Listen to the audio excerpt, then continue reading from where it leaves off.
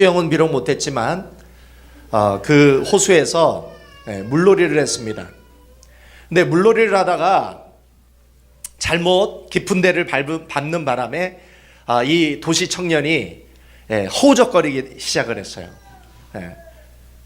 수영을 못하니까 막 허우적 거리는데 살려고 막 물을 마시고 나오려고 하는데 이 마음대로 되지 않는 거예요.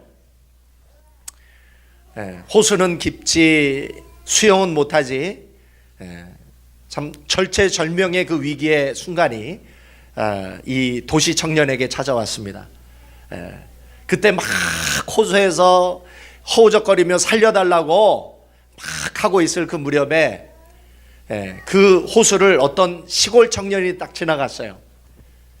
그 시골 청년은 그 수영을 잘했어요. 늘 호수가 있고 수영을 했기 때문에 그 시골 청년이 호수에 들어가 가지고 그 도시 청년을 끄집어 줬어요. 살려줬어요. 그래서 이 도시 청년이 살아나게 됐습니다. 그리고 10년이 지났습니다. 10년이 지났는데 이 도시 청년이, 런던에 사는 이 도시 청년이 자기의 목숨을 구해줬던 그 시골 청년을 잊지를 못해요.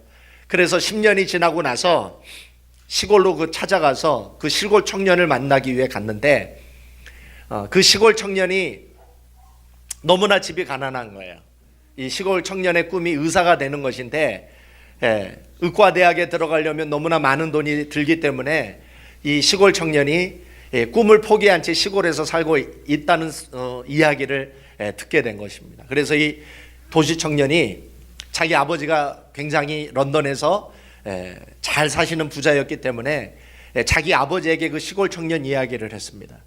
그래서 그 아버지가 그 시골 청년의 후견인이 되어서 그 시골 청년이 의과대학을 졸업할 수 있도록 도움을 준 것입니다. 그래서 그 시골 청년이 의사가 됐어요. 그 시골 청년이 의사가 됐는데 그 시골 청년의 이름이 누구냐면 세계 최초로 항생제를 발견했던 페니실린을 발견했던 알렉산더 플레밍 박사입니다. 그리고 그 플레밍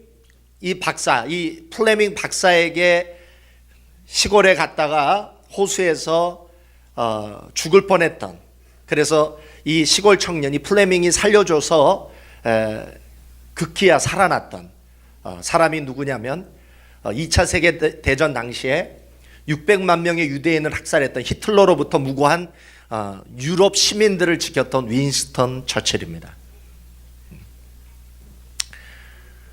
이 플레밍 박사는 이 페니실린을 발견을 하고 나서 1940년에 노벨 의학상을 받고, 그렇죠?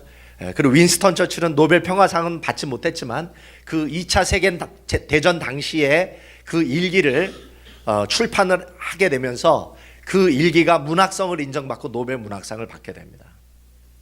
나중에 이 플레밍 박사를 도왔던 윈스턴 처칠이 2차 세계대전 당시에 중동에 시차를 갔다가 거기서 폐렴을 얻습니다.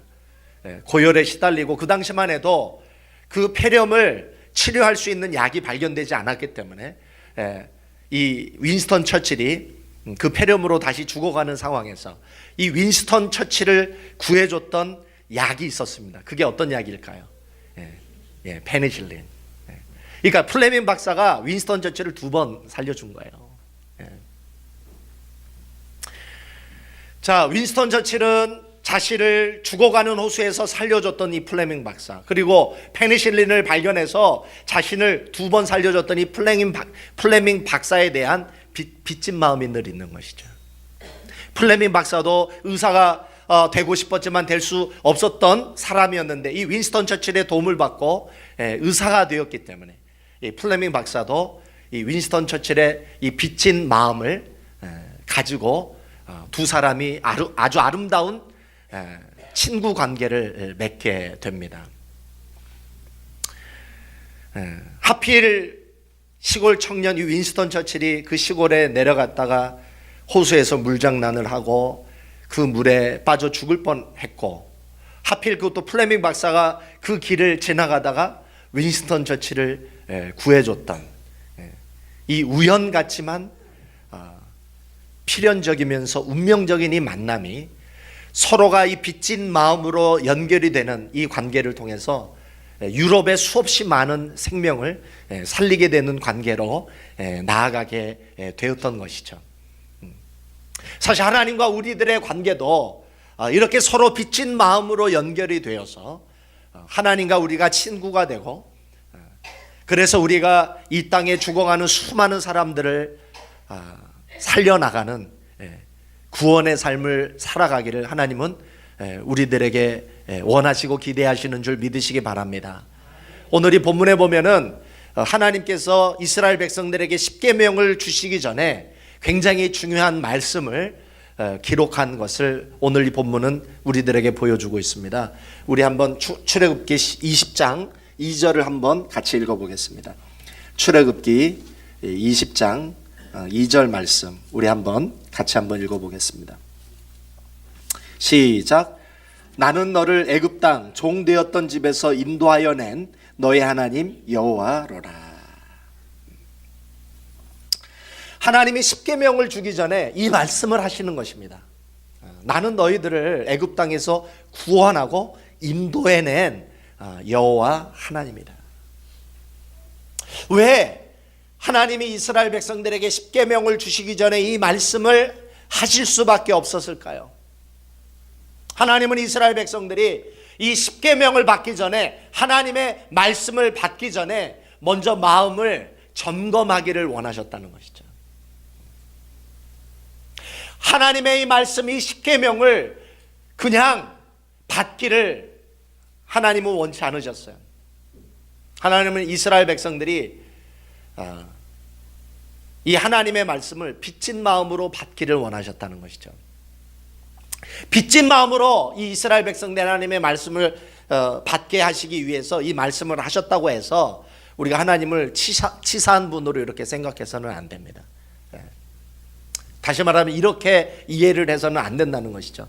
내가 너희들 종되었던, 억압을 당하고 속박을 당하고 고통을 당하고 노예 주제인 내가 너희들을 살려줬으니 너희들 이제 내 말 잘 들어. 안 들으면 재미없어. 이 말씀을 너희들이 안 지키면 너희들 지옥 가.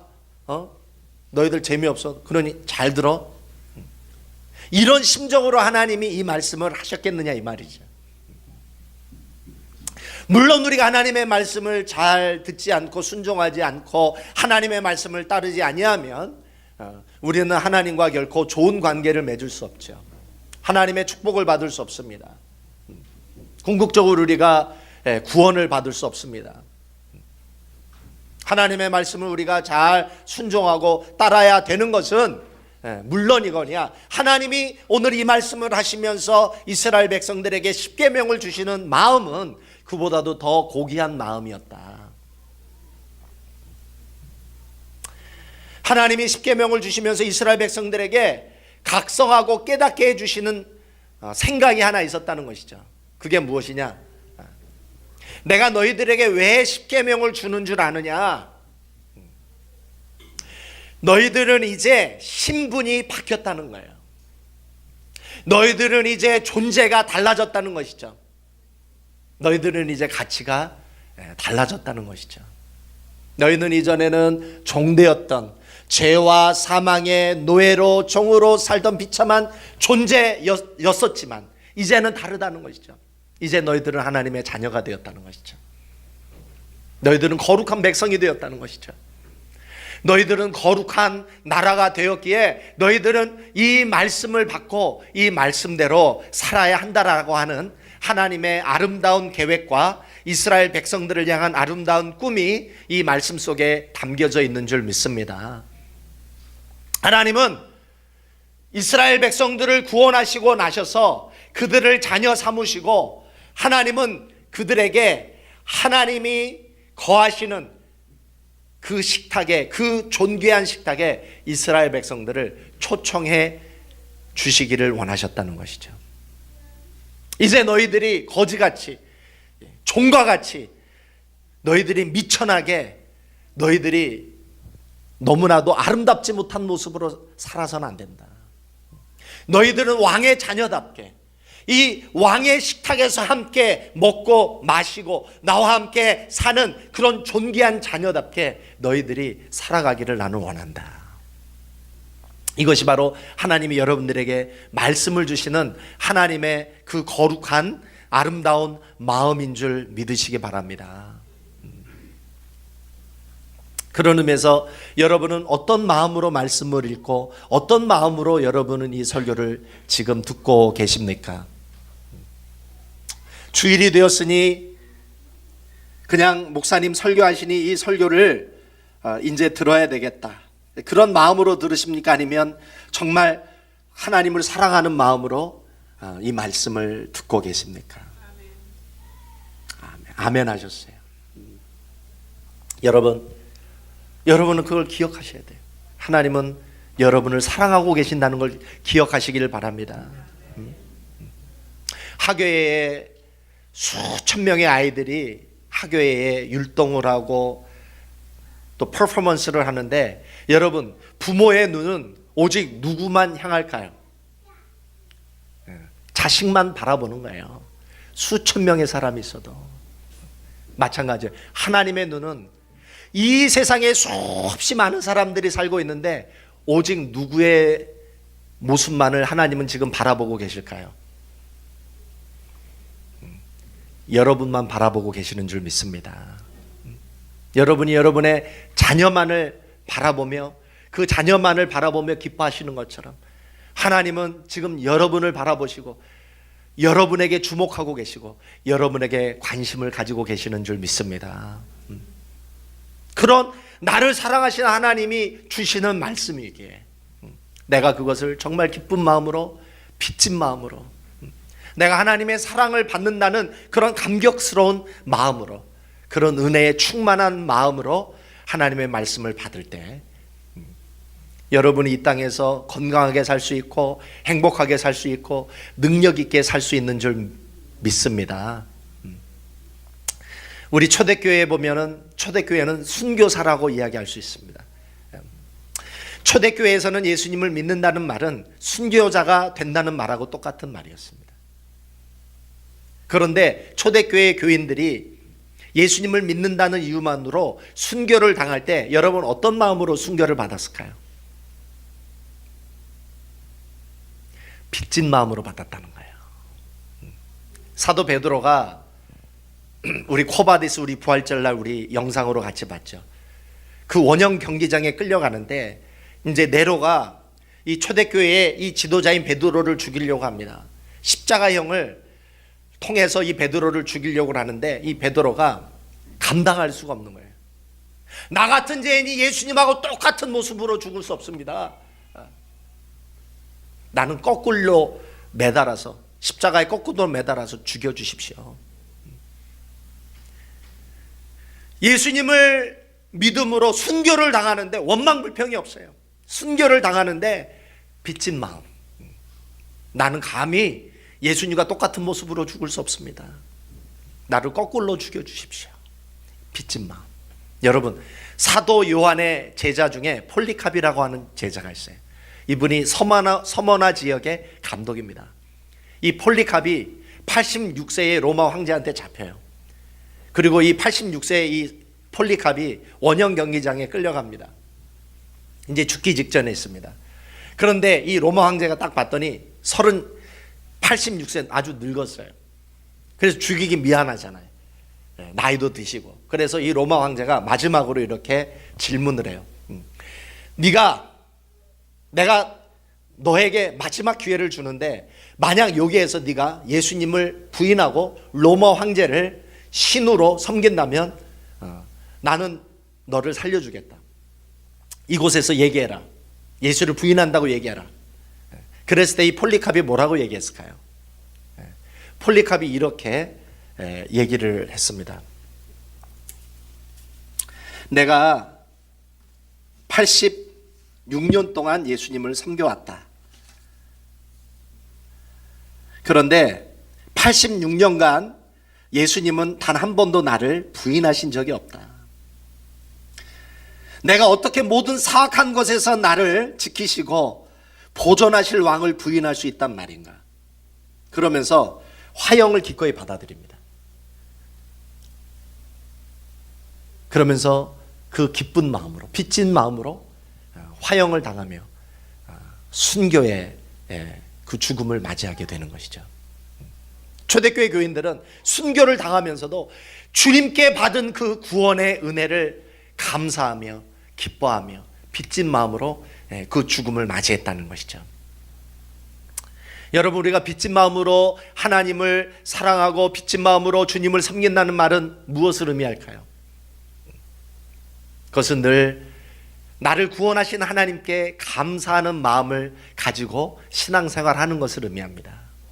늘 죄송한 마음을 가지고, 아무리 우리가 정말 몸과 마음을 드리고 충성하고 헌신하고 때로 주님을 섬기다가 몸이 아프고 주님을 섬기다가 우리가 힘에 진해서 어려움을 당한다 할지라도 이런 빚진 마음을 가지고 주님을 섬기는 사람들은 절대 시험받지 않는 줄 믿으시기 바랍니다. 신앙생활 하다 보면 별의별 일들이 많이 생기죠.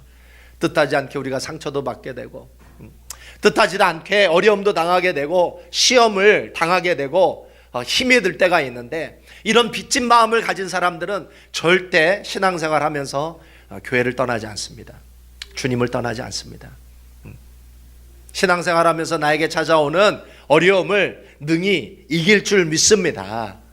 빚진 마음이 있는데, 감사한 마음이 있는데, 하나님이 그보다도 더 큰 은혜를 나에게 주셨는데, 죽기까지 나를 사랑하셨는데 뭐 그까짓 거 아무것도 아니다.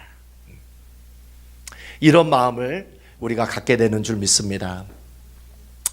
여러분, 그레첸이라고 하는 여성이 있습니다.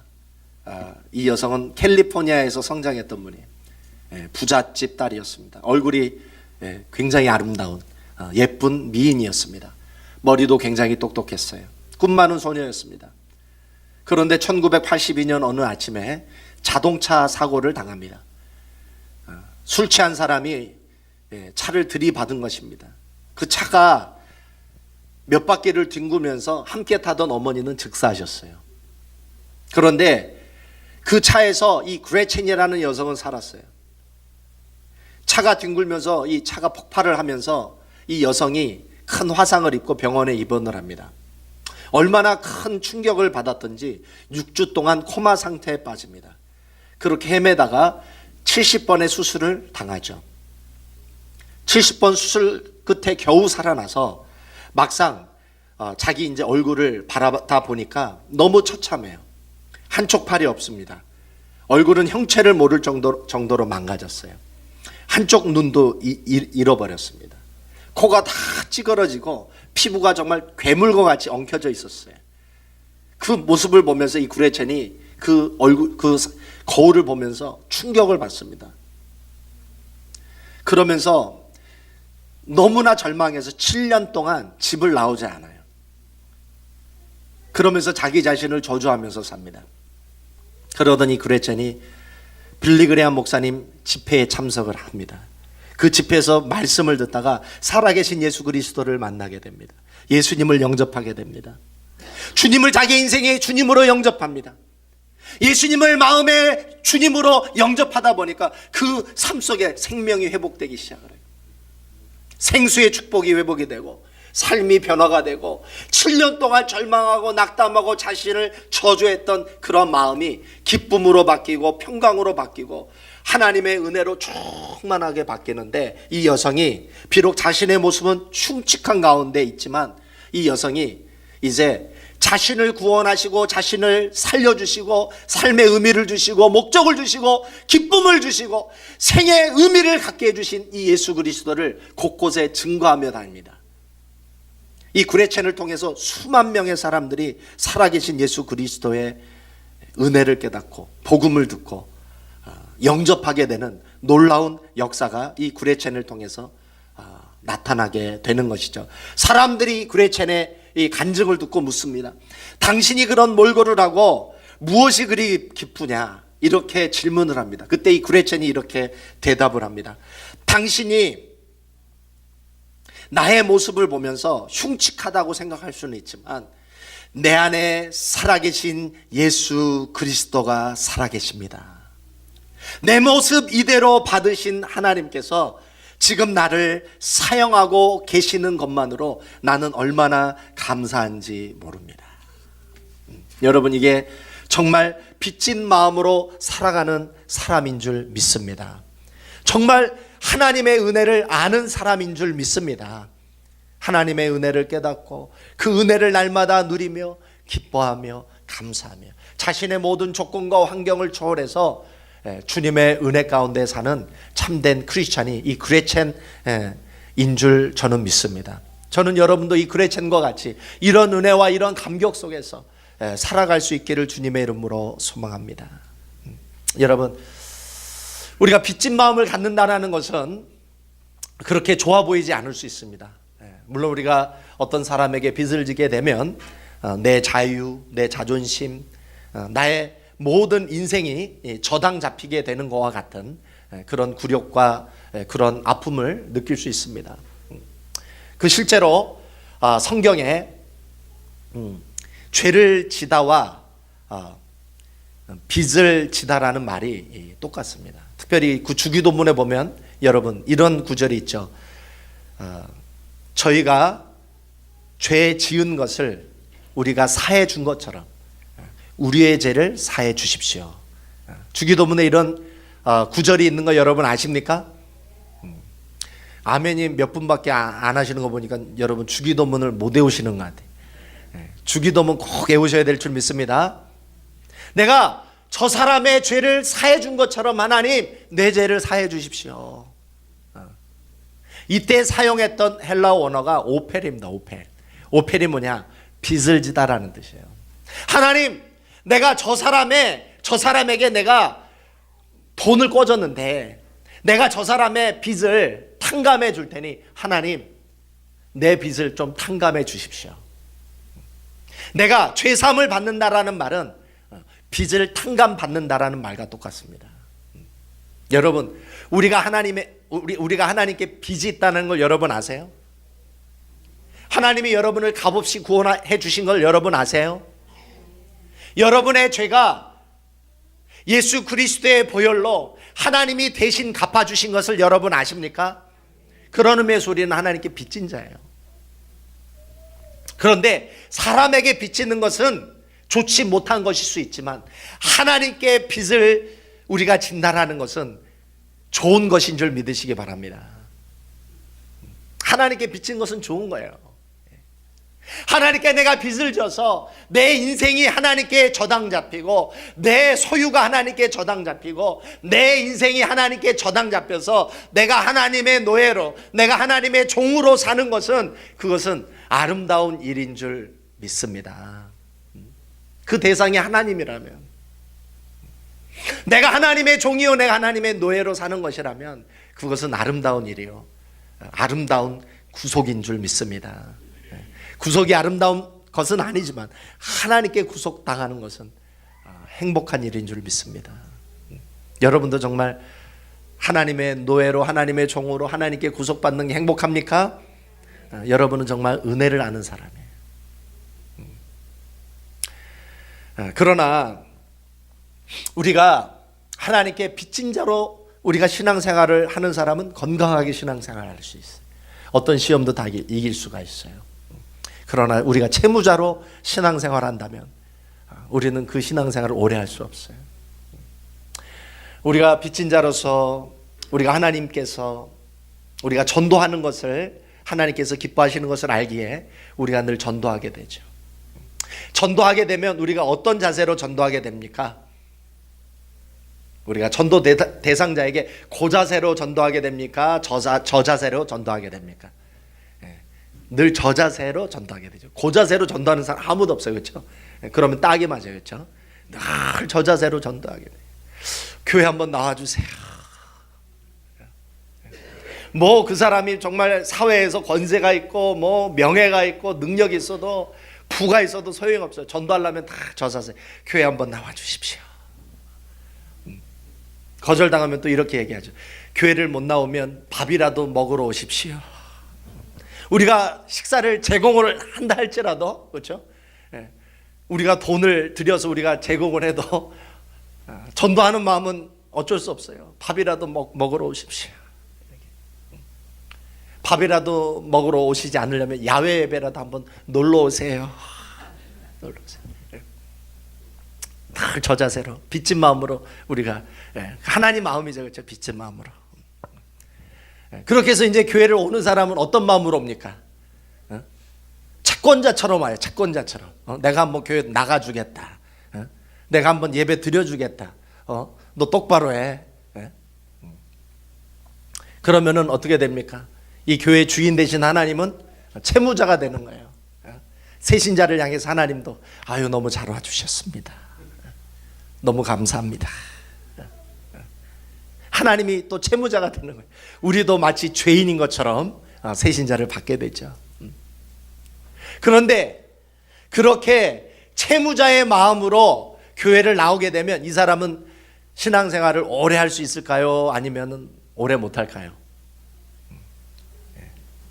절대 오래 못해요. 그렇죠? 채권자의 마음으로 교회를 오면 절대 오래 못해요.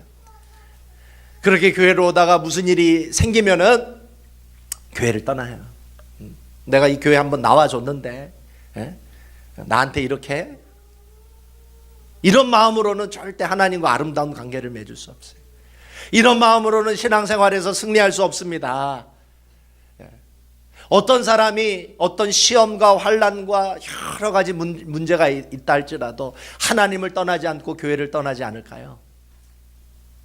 빚진 마음을 가질 때 나를 구원해 주신 그 은혜가 너무나 큰데 내가 이까짓 거 뭐 어려움을 당하고 상처를 당한다고 내 교회를 나가나?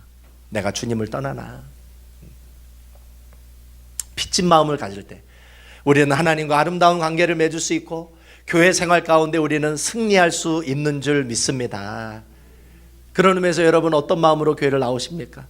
채권자의 마음으로 나오십니까? 채무자의 마음으로 나오십니까? 한번 목사 나를 향해서 한번 교회 나와주신 겁니까?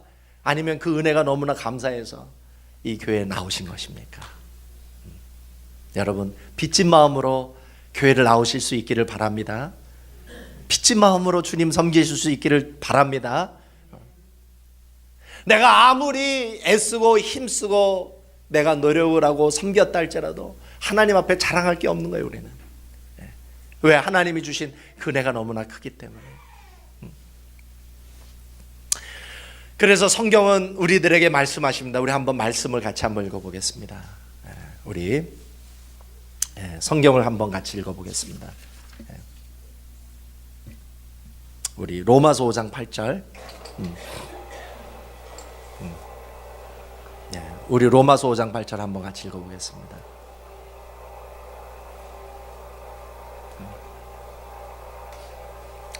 자, 한번 읽어보겠습니다. 시작. 우리는 다 양 같아서 그릇 행하여 각기 제갈 길로 갔거늘 여호와께서는 우리 모두의 죄악을 그에게 담당시키셨도다. 물론 이 말씀은 로마서 5장 8절은 아니에요.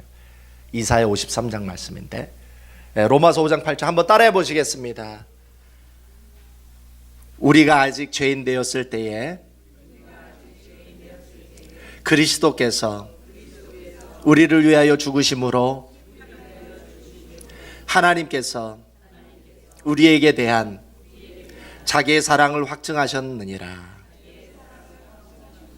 우리 에베소서 2장 8절 9절 나와 있나요? 에베소서 2장 8절 9절. 자, 한번 따라해 보시겠습니다. 너희가 그 은혜를 인하여 믿음으로 말미암아 구원을 얻었나니 이것이 너희에게서 난 것이 아니요 하나님의 선물이라. 행위에서 난 것이 아니니 이는 누구든지 자랑치 못하게 함이니라. 한 번 더 읽어보겠습니다. 시작. 너희가 그 은혜를 인하여 믿음으로 말미암아 구원을 얻었나니 이것이 너희에게서 난 것이 아니요 하나님의 선물이라. 행위에서 난 것이 아니니 이는 누구든지 자랑치 못하게 함이니라. 우리 로마서 5장 14절 말씀 읽어보겠습니다. 시작. 그러므로 형제들아 우리가 빚진 자로되 육신에게 져서 육신대로 살 것이 아니니라. 너희가 육신대로 살면 반드시 죽을 것이로되 영으로서 몸의 행실을 죽이면 살리니 무릇 하나님의 영으로 인도함을 받는 그들은 곧 하나님의 아들이라. 자, 우리는 어떤 자라는 거예요, 여러분? 빚진 자다. 우리는 빚진 자다. 우리가 공로 없이, 우리가 한 것 없이 은혜로 구원받은 자다. 우리가 죄사함을 받은 것은 우리가 값을 지불한 것이 아니라 하나님이 그 아들을 죽여서 우리의 죄를 사하신 은혜다. 우리는 은혜 받은 자다는 거예요. 우리는 빚진 자다. 이 하나님의 사랑에 대해서 여러분의 마음이 열리기만 한다면 여러분은 더 능력 있는 신앙생활 할 수 있는 줄 믿습니다. 알고 보니까 우리가 하나님 앞에 일방적인 사랑을 받은 자라는 것을 여러분들이 깨닫는다면 여러분들이 교회 생활도 승리하고 신앙생활도 승리하고 여러분이 하나님을 기쁘시게 하는 자가 될 수 있는 줄 믿습니다. 그 시카고의 한 교회에서 교회가 건축이 됐습니다. 교회가 건축이 되고 나서 여선교회 모임이 모여졌습니다. 여선교회에서 모임을 갔는데 이런 주제로 토의를 하게 됐습니다. 우리가 이제 교회 건축을 했으니 우리가 이 교회를 위해서 우리가 어떤 역할을 해야 되는가, 우리가 어떻게 이 교회를 섬길까, 이걸 가지고 같이 토론을 하게 됐습니다. 그런데 거기에서는 참으로 훌륭하신 분들, 또 여러 가지 많이 배우시고 또 잘 갖추어진 그 집안의 그 사람들이 많았다고 합니다. 그래서 이렇게 집에 재력이 있으신 분은 나는 이런 재물로 이 교회를 섬기겠습니다. 또 어떤 분은 지식이 많으신 분은 내가 가지고 있는 이 지식으로, 이 권세로 내가 이 교회를 섬기겠습니다. 또 여러 가지 기술을 가지신 분들은 이렇게 또 얘기를 합니다. 나는 여러 가지 기술로 이 교회를 섬기겠습니다. 그런데 이 여선교회 모임에 참석했던 한 자매님이 그 모임에 참석을 했는데, 이분은 한국에서 어려운 집안에 태어나셔서 참으로 배우지도 못하고 힘들게 사셨던 분이었다고 합니다. 이 자매님은 이 평생 식모 역할밖에는 한 일이 없으셔서 이분은 이 모든 이 회의가 끝나고 나서 이렇게 이야기를 했대요. 저는 아시다시피 아무것도 배운 것이 없습니다. 저에게 화장실을 맡겨주시면 아주 깨끗하게 화장실을 청소하겠습니다. 그렇게 해서 이제 이분이 화장실 청소를 하기 시작을 하셨어요. 교회 화장실 청소를 하기 시작하셨는데 얼마나 깨끗하게 화장실을 청소하시는지, 화장실을 청소하시면서 얼마나 밝고 얼마나 기쁘게 이 화장실 청소를 하시는지, 화장실 청소하실 때마다 이런 찬송을 같이 부르셨어요. Amazing Grace, 나 같은 죄인 살리신 주 은혜 놀라와 잃었던 생명 찾았고 광명을 얻었네. 우리 한번 같이 불러볼까요? 나 같은 죄인 살리신. 우리 한번 같이 불러보겠습니다. Amazing Grace. 우리 한번 피아노 치면서 한번 같이 불러볼까요? 그러면 더 은혜가 될 것 같아요. 우리 Amazing Grace. 우리 한번 같이 불러보겠습니다.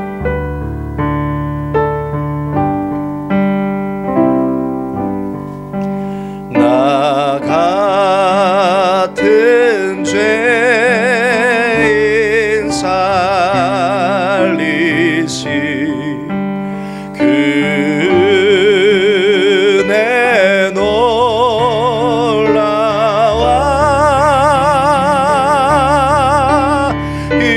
잃었던 생명 찾았고 광명을 얻었네. 우리 한 번 더 불러보겠습니다. 나 같은 죄인 살리신, 나 같은 죄인 살리신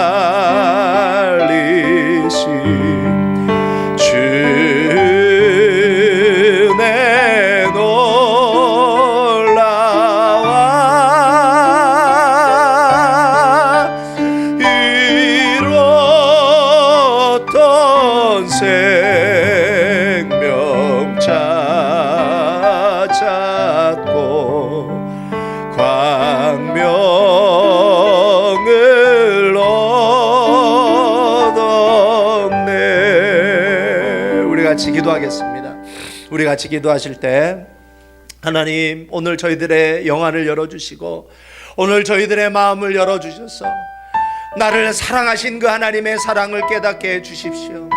내가 그 하나님의 사랑을 받고 아버지 하나님 은혜로 구원받은 것을 깨닫게 해주십시오. 내가 얼마나 하나님께 사랑을 많이 받았는지, 내가 얼마나 하나님께 은혜를 많이 받았는지, 아버지 내 죄 때문에 죽어 심판받고 지옥 가고 저주받을 수밖에 없는 저희들, 하나님이 아버지 하나님 구원해 주셔서 그 핏값으로 구원해 주셔서 우리의 영혼이 살고 아버지 천국의 소망을 가지고 아버지 살게 되었던 그 은혜, 아버지 하나님 우리가 그 빚진 마음을 가지고 날마다 주님 섬기며 주님의 몸된 교회를 섬기며 살아갈 수 있도록 주님 인도하여 주시옵소서. 내 영안을 열어주시고 마음을 열어주십시오. 우리 같이 함께 통성으로 간에 같이 기도하겠습니다. 좋으신 하나님 감사합니다. 오늘도 아버지 하나님 이 아침에 불러주시니 감사합니다. 그렇습니다. 아버지 하나님, 하나님이 나를 사랑하시